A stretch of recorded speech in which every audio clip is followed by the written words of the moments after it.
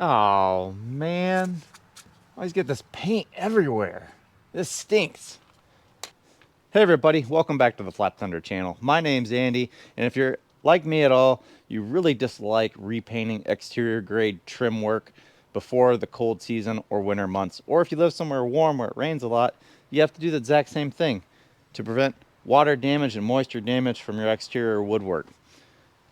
I really dislike doing it. I don't want to do it anymore.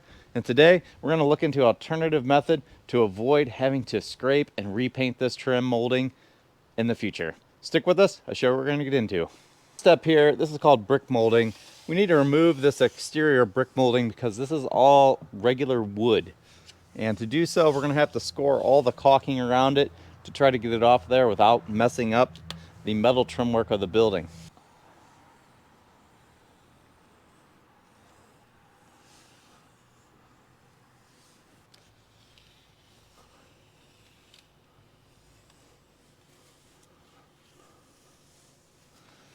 Also going to score the inside edge to keep the brick molding from removing wood on the actual door jamb itself.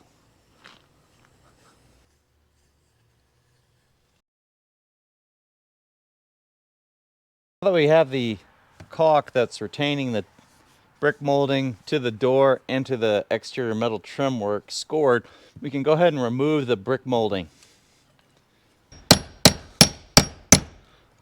Sneak in here with my putty knife.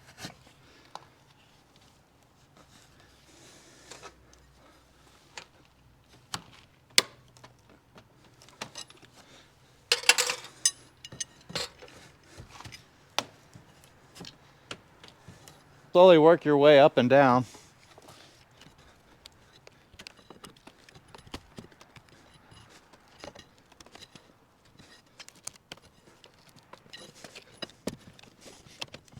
Looks like this thing's gonna come off in one big piece, probably because it's corner nailed up here at the joint.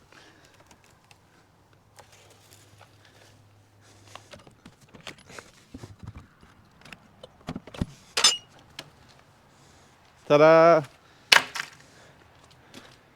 Now we got the old brick molding removed. Need to get all that old caulk off of there. Scraped a lot of the caulk off, not because it needed to be removed, but because of the raised portion here needed to be off. We actually have a little bit here that we need to get off still, because we want this to be nice and flat.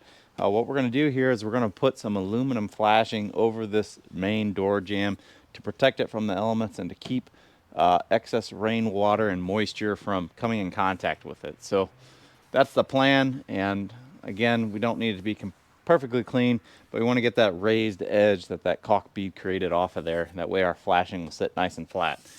This is what she looks like without the brick molding on there. Typically what happens is the bottom will rot out from all the water splashing and absorbing up into the end grain of the brick molding.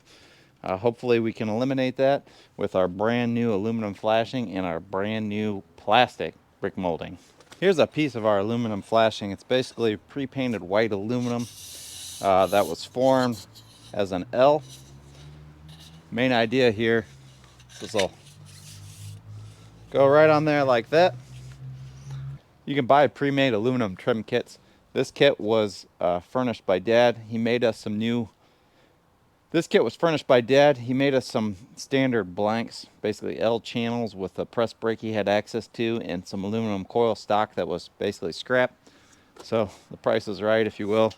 But unfortunately, the L is a little bit too long on the pieces where they extend out into the door gasket here. We need it to be about 2 5/16 to 2 3/8 maximum. So what we're going to do is we're going to trim this. I'll show you how we trim it. Here's the top piece. This is the piece that we trimmed off of it. Obviously it's a little bit too wide. You can do 10 snips on this to trim it, but if you do that, you're going to end up with a wavy, crinkly finish. We obviously don't want to deal with that. So what we're going to do is clamp this scribe guide on here, and then we're going to use our utility knife to score it and break it right off. That'll give us a nice clean cut without a whole bunch of wrinkles.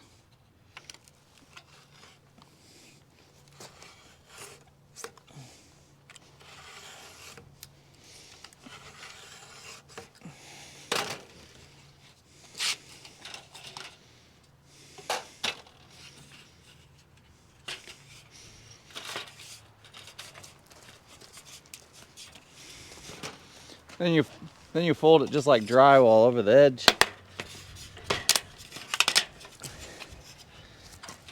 Fold it down and pop it back up.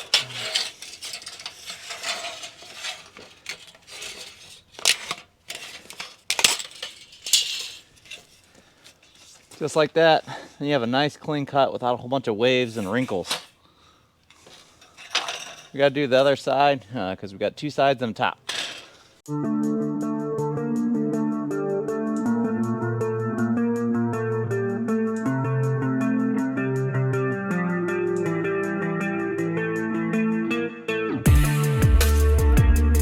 .37 5/8 on the overall length, and then we'll have to cut it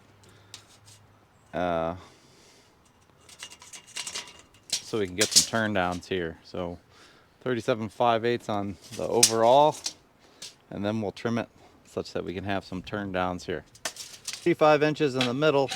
We want this tab to extend out to overlap the side piece, but then we want this to return and fold down. That way it creates a waterfall effect so it won't backwash in there. My side snips, offset snips, and we're going to cut in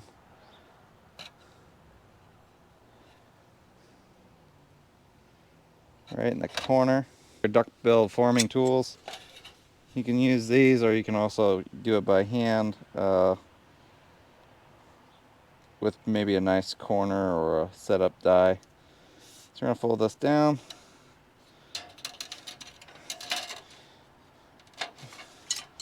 Get nice and tight. I'm going to make sure I have 35 inches to the other bend.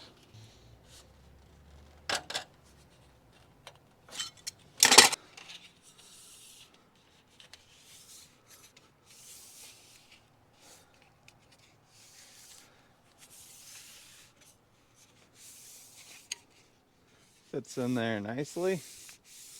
So to create the right lap, what you want to do is we have the ends extending on the top header piece. The side pieces we're going to extend up underneath so we don't create a nice square opening in the corner there. I'll show you what I mean over here. To be honest with you, I have to create a little cheat sheet for myself because sometimes I mess it up. Outer edge extending, we got a return on the inside edge sticking down so we can create an overlap.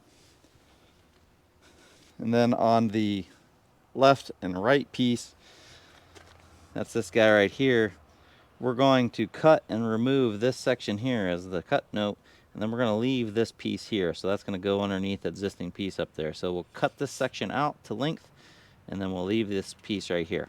So we'll get a straight cut here in.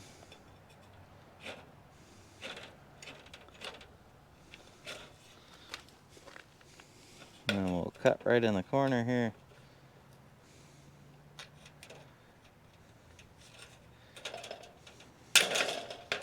Removing this piece. Pull this top header out a little bit. Stick that outside underneath.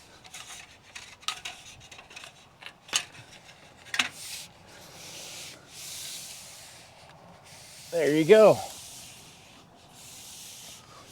Now I just need to cut the other side. And we'll put a nail in this, a couple nails, once we get everything all fitted up.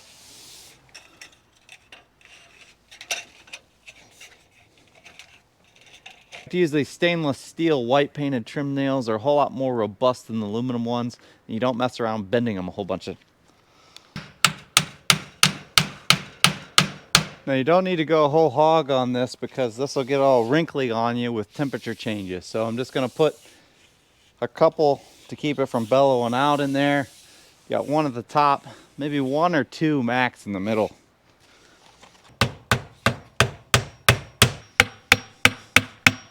We have all the old trim here and it's fully intact except for a short piece we felt dropped off the bottom there. I'm going to go ahead and pop this apart and use this as a reference to make the new one.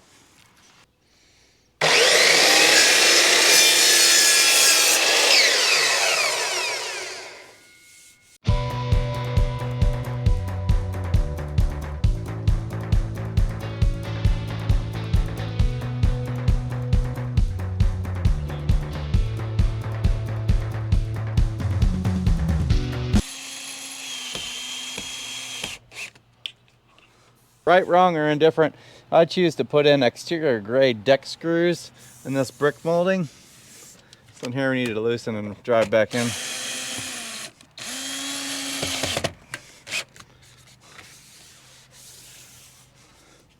Now I just need to get our side pieces in. Maybe put in a couple nails on the top here so this piece doesn't droop. 2 to 3 max. Let's get our side pieces in, then we'll get some white silicone caulk to fill these screw head holes.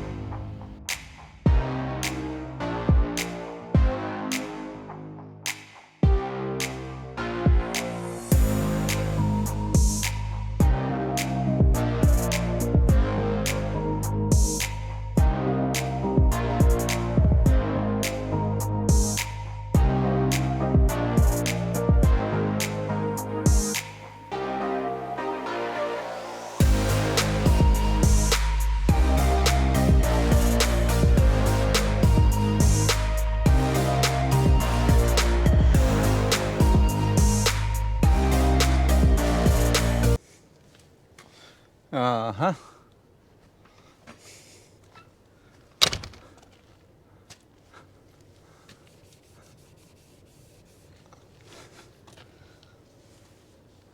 I'll take that. No more painting required. Every couple years we might have to touch up the silicone caulk joints at the bottom here to keep the water from back feeding up in at the threshold, but everything looks good to go. And yeah, aluminum makes it a paint-free installation. The plastic trim or plastic brick molding make it basically indestructible to the elements. And this door frame, if you will, is more or less maintenance free. That makes me happy. Less maintenance items to deal with. If you like this video, don't forget to give me a thumbs up. Leave your questions and comments in that section below. And don't forget to punch that subscribe button on the way out. Thanks for watching, everyone. Probably gonna have to touch up these screw head joints again because the caulk will shrink. But otherwise, looking pretty swanky.